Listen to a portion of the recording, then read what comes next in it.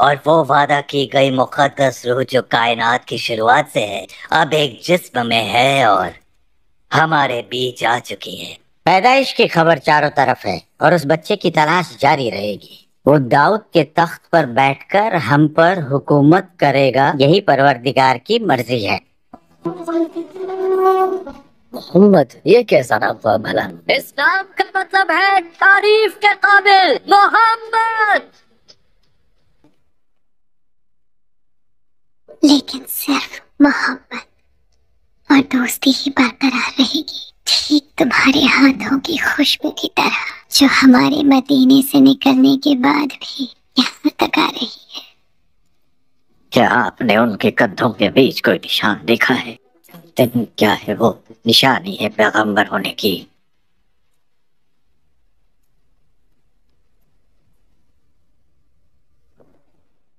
رحمت للعالمین حضرت محمد صلی اللہ علیہ وسلم کی ولادت مکہ مکرمہ میں ربیع الاول 571 عیسوی یعنی عام الفیل والے سال میں ہوئی۔ ابن سعد کی روایت ہے کہ حضور کی والدہ نے فرمایا کہ جب محمد صلی اللہ علیہ وسلم کی پیدائش ہوئی تو میرے جسم سے ایک نور نکلا جس سے ملک شام کے محلات روشن ہو گئے۔ جس رات آپ اس دنیا میں تشریف لائے اس رات کعبہ میں رکھے تمام بت منہ کے بل گر پڑے، اور اس طرح کے بے شمار معجزات کا ظہور ہوا جو اس بات کی علامت تھی کہ اس کائنات کا رہبر اور ہادی اس دنیا میں تشریف لا چکے ہیں۔ جب حضور کی پیدائش کی خبر آپ کے دادا عبد المطلب کو ہوئی تو آپ تشریف لائے اور پوتے کو گود میں لیا تو آنکھ بھر آئے اور مرحوم بیٹے عبداللہ کی یاد آ گئی۔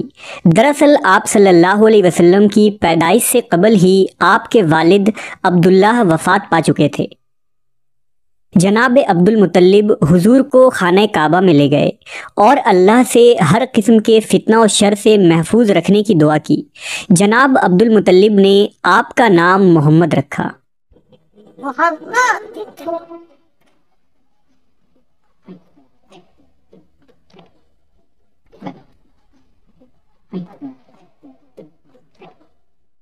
حضور صلی اللہ علیہ وسلم نے 3 دن تک اپنی والدہ بی بی آمنہ کا دودھ پیا اور پھر ابو لہب کی باندی صوبیہ نے آپ کو دودھ پلایا۔ عربوں میں رواج تھا کہ پرورش کے لیے شیرخوار بچے کو دیہات میں بھیج دیا جاتا تھا تاکہ دیہات کے صاف آب و ہوا اور قدرتی غذا کے ذریعہ ان کی اچھی طرح پرورش ہو۔ دراصل اس زمانے میں بنو سعد اور بنو بکر کی عورتیں مکہ آتی تھیں اور نومولود بچوں کو اپنے ساتھ پرورش کے لیے لے جایا کرتی تھیں، لہذا جب بنو سعد قریش کے علاقے میں آئے تو عورتوں نے مالدار گھروں سے بچوں کو گود لے لیا تاکہ انہیں زیادہ سے زیادہ مال و دولت اور انعام و اکرام مل سکے۔ لیکن جب ان عورتوں نے بی بی آمنہ کے لال کو دیکھا اور یہ پتہ چلا کہ یہ بچہ یتیم ہے تو مال نہ ملنے کی امید سے آپ صلی اللہ علیہ وسلم کو کسی نے بھی گود لینے سے انکار کر دیا۔ انہی عورتوں میں دائی حلیمہ بھی تھی جو نہایت ہی غریب خاتون تھی اور ان کی اونٹنی بھی لاغر تھی۔ جب حلیمہ سعدیہ کی نظر حضور صلی اللہ علیہ وسلم پر پڑی تو محبت کا ٹھانٹے مارتا سمندر ان کے سینے میں معجزن ہو گیا، لہذا بی بی حلیمہ نے آپ صلی اللہ علیہ وسلم کو گود لیا اور اپنے قبیلے کی طرف چل پڑیں۔ محمد صلی اللہ علیہ وسلم کے گود میں آتے ہی برکتوں کا ظہور شروع ہو گیا۔ بی بی حلیمہ کی اونٹنی جو نہایت ہی کمزور تھی اس کے تھن دودھ سے بھر گئے۔ جب قافلہ کچھ دور پہنچا تو اونٹنی خوشی خوشی قافلے سے آگے آگے چلی جا رہی تھی۔ اس پر قافلے والوں نے پوچھا، اے حلیمہ، کیا یہ تیری ہی اونٹنی ہے یا کوئی اور ہے؟ حلیمہ سعدیہ کے شوہر حارث نے بھی یہ سب محسوس کر کے اپنی زوجہ سے کہنے لگے، حلیمہ یہ تو بہت برکت والا بچہ ہے۔ حلیمہ سعدیہ نے کہا، واقعی مجھے بھی یہی امید ہے کہ یہ نہایت ہی بابرکت بچہ ہے اور خدا کی رحمت بن کر ہم کو ملا ہے۔ جب بی بی حلیمہ سعدیہ قافلے کے ساتھ اپنے گاؤں پہنچی تو وہاں سخت قحط پڑا ہوا تھا، تمام جانور کے تھن میں دودھ سوکھ چکے تھے۔ لیکن حضور صلی اللہ علیہ وسلم کو لے کر جب بی بی حلیمہ اپنے گھر میں تشریف لائیں تو بکریوں کے تھن دودھ سے بھر گئے۔ بی بی حلیمہ خود فرماتی ہیں کہ اب روزانہ میری بکریاں چراگاہ سے واپس آتی تو ان کے تھن دودھ سے بھرے ہوتے، جبکہ ہر طرف سوکھا پڑا تھا اور لوگوں کو اپنے جانوروں سے ایک قطرہ دودھ تک نہ ملتا تھا۔ لہٰذا میرے قبیلے والوں نے اپنے چرواہوں سے کہا کہ تم لوگ بھی اپنے جانوروں کو اسی جگہ چراؤ جہاں حلیمہ کی بکریاں چرتی ہیں، مگر یہاں چراگاہ یا جنگل کا کوئی دخل ہی نہ تھا۔ یہ تو رحمت للعالمین محمد صلی اللہ علیہ وسلم کی برکت کا فیض تھا، جس کو میں اور میرے شوہر کے سوا میری قوم کا کوئی شخص نہیں سمجھ سکتا تھا۔ حضور صلی اللہ علیہ وسلم کے آنے کے بعد سے اللہ کی طرف سے بی بی حلیمہ مسلسل اضافے اور خیر و برکت کا مشاہدہ کرتی رہیں۔ حضور کی ابتدائی 2 سال حلیمہ سعدیہ اور ان کے شوہر حارث کے گود میں گزرے۔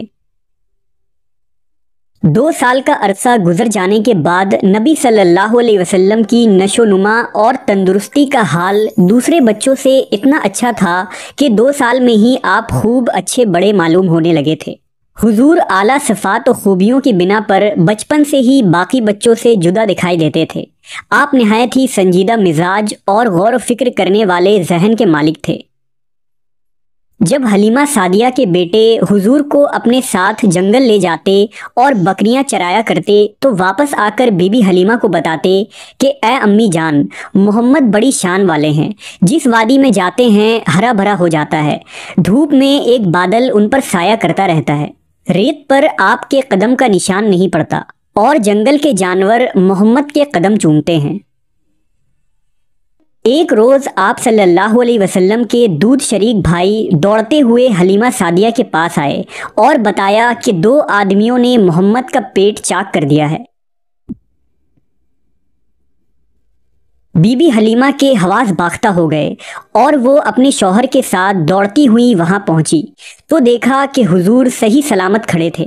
جب حضور سے پوچھا گیا کہ آپ کو کیا ہوا تھا تو آپ صلی اللہ علیہ وسلم نے بتایا کہ سفید کپڑے والے 2 آدمی آئے تھے، انہوں نے مجھے لٹا کر میرا سینہ چاک کر دیا اور اس کے اندر سے ایک خون کا لوتھڑا نکالا، پھر اسے سونے کے ایک تشت میں رکھ کر آب زمزم سے دھویا اور پھر اسے اسی طرح اپنی جگہ رکھ کر سینہ بند کر دیا۔ یہ سن کر بی بی حلیمہ بہت گھبرا گئیں اور حضور کو واپس مکہ لے جانے کا ارادہ کیا۔ لہٰذا جب نبی صلی اللہ علیہ وسلم کی عمر 4 یا 5 برس ہوئی تو حلیمہ سعدیہ آپ کو مکہ واپس لے آئیں اور آپ کی والدہ بی بی آمنہ کے سپرد کر دیا۔ یہاں حضرت ام ایمن جو آپ کے والد ماجد کی باندی تھی حضور کی پرورش اور خدمت گزاری میں مصروف رہنے لگی۔ ام ایمن ہی حضور کو کھانا کھلاتی، کپڑے پہناتی، کپڑے دھوتی اور تمام ضروریات کا خیال رکھا کرتی تھی۔ رسول اللہ صلی اللہ علیہ وسلم ام ایمن کی محبتوں اور خدمات کو ہمیشہ یاد کیا کرتے تھے اور فرمایا کرتے تھے کہ ام ایمن ماں کے بعد میری ماں ہے۔ ابھی حضور کو اپنے والد کے سائے سے محرومی کا شعور بھی نہ تھا کہ آپ کی والدہ بی بی آمنہ بھی وفات پا گئیں، لہذا اب آپ کی پرورش کی ذمہ داری آپ کے دادا جناب عبد المطلب نے لے لی۔ جناب عبد المطلب کو اپنے پوتے سے نہایت ہی محبت و الفت تھی۔ عبد المطلب اکثر آپ کو اپنی گود میں بٹھاتے اور فرماتے اس بچے کا مقام بلند ہے، یہ سید و سالار ہوگا۔ پھر آپ صلی اللہ علیہ وسلم کو آغوش میں لے کر اپنے پاس بٹھاتے اور محبت سے آپ کو چومتے۔ جب حضور کی عمر 8 برس کی تھی تو ایک دن اپنے دادا کی چارپائی کے پاس بیٹھ کر زارو قطار رونے لگے، کیونکہ اس یتیم پوتے کے سرپرست اور واحد سہارا عبد المطلب کی بھی وفات ہو گئی۔ جناب عبد المطلب نے موت کے وقت اپنے اس 8 سالہ یتیم پوتے کو اپنے بیٹے ابو طالب کے حوالے کر گئے۔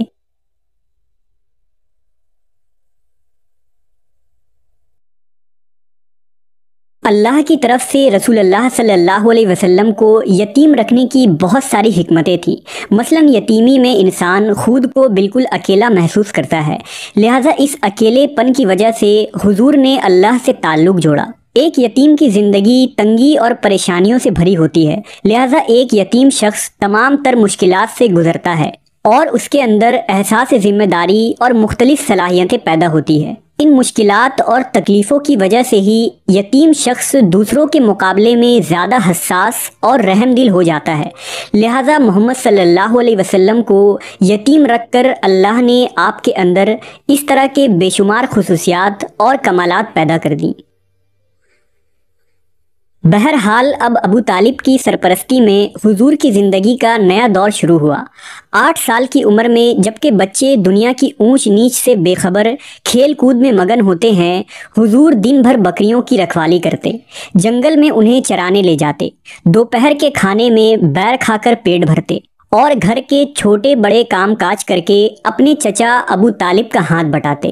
اگرچہ جناب ابو طالب نے کبھی بھتیجے اور اپنے بچوں کے درمیان فرق نہ کیا اور دونوں میاں بیوی نے حقیقی بیٹے کی طرح حضور کی پرورش کی۔ حضور 8-9 سال کی عمر میں ہر صبح شہر سے باہر نکل جاتے اور شام تک اکیلے صحرا میں رہتے تھے۔ اکثر اوقات کھلے آسمان اور بادلوں پر نظر جمائے رکھتے اور سورج ڈھلنے سے پہلے مویشیوں کو لے کر واپس آبادی میں لوٹ آتے۔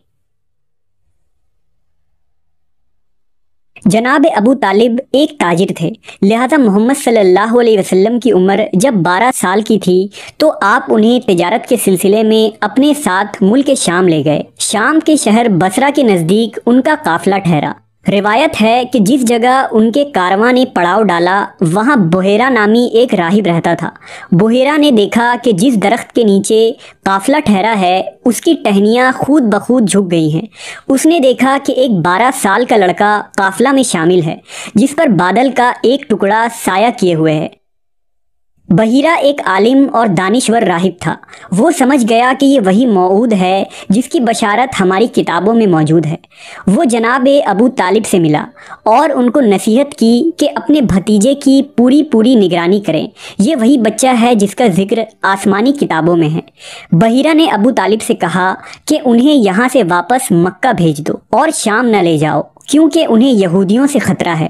لہذا جناب ابو طالب نے چند غلاموں سمیت حضور صلی اللہ علیہ وسلم کو مکہ واپس بھیج دیا۔ جناب ابو طالب کا بیان ہے کہ میں نے کبھی بھی نہیں دیکھا کہ محمد نے کبھی کسی سے کوئی جھوٹ بولا ہو یا کبھی کسی کو دھوکہ دیا ہو یا کبھی کسی کو کوئی تکلیف دی ہو یا کبھی کوئی بیہودہ بات کی ہو۔ حضور ہمیشہ خوش اخلاق، نیک اطوار، نرم گفتگو، بلند کردار اور اعلیٰ درجہ کے پارسا اور پرہیزگار رہے۔ رسول پاک بچپن میں تمام بچوں سے مختلف طبیعت کے مالک تھے۔ آپ میں باقی بچوں کی طرح شرارتیں اور شوخیاں نہ تھیں، بلکہ آپ بچپن ہی سے اس کائنات کے نظام پر غور و فکر کیا کرتے تھے۔ حضور کی جس معاشرے اور سماج میں پرورش ہوئی اور جہاں آپ نے اپنے بچپن اور جوانی کا وقت گزارا، اس میں زناکاری، فحاشی، شراب نوشی، سود، ناچ گانا اور ہر قسم کی برائیاں زوروں پر تھیں۔ ایسے معاشرے میں تمام تر برائیوں سے محفوظ رہنا اور کسی معمولی سے معمولی برے عمل سے اپنی سیرت کو داغدار نہ ہونے دینا، یہ ایک غیر معمولی بات ہے۔